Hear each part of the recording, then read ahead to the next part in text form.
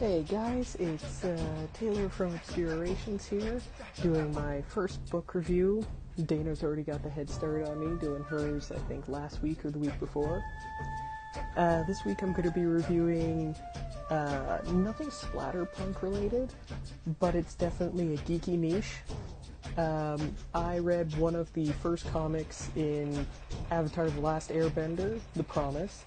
So anyone who ever watched Avatar: The Last Airbender, the TV series, anyone who ever kind of wondered what happened with Aang and the gang, there's, well, I don't even know, there's like countless comics out there going over some of the stuff that happened in their life, and then there's the follow-up even for Korra, Legend of Korra, the next installment of the Avatar series.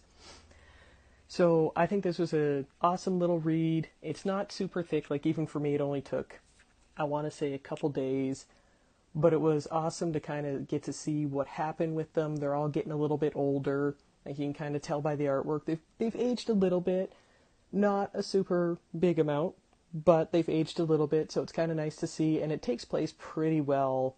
I want to say like just after, maybe like a year after, if that, after the end of the TV series.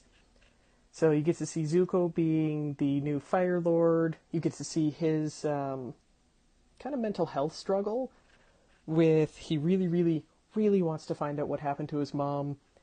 His dad's still incarcerated down in the dungeons. He makes the fatal mistake of going down and talking to his dad, and just like all hell ensues after that. It goes from being pretty peaceful to just not great.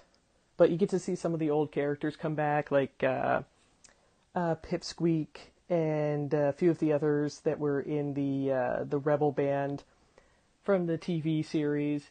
So it was kind of nice to see them come back and get a little bit more storyline about them. And one of the overarching storylines between each mini comic inside is about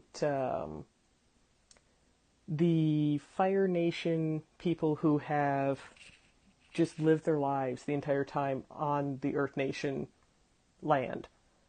So it's kind of an interesting conflict that goes through there.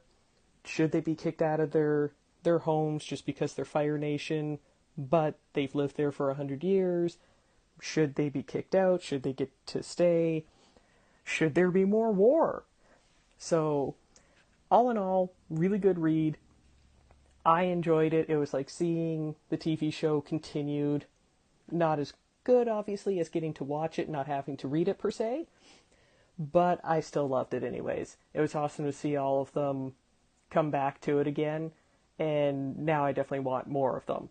But that'll be a slow collection, just because they're probably about, I want to say they retail for about $15-20 on Amazon, and I think there's probably about 15 or 20 of them to actually collect.